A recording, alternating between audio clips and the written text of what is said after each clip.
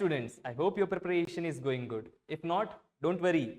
Sri Gurukula is here to help you. And I am Anmol Yadav. I will be your physics and mathematics mentor. I am an NIT-JEE graduate. So bring out your books. Let's make your preparation stress-free.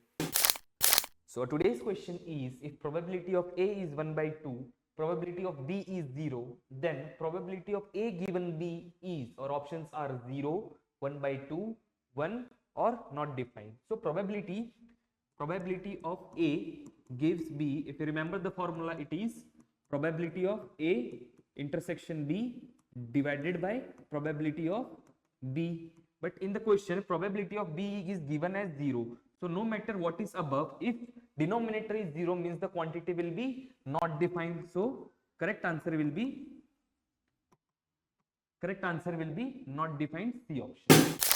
I will be back soon. Till then, keep practicing. This is Anmol Yadav from Sri Gurukula signing off.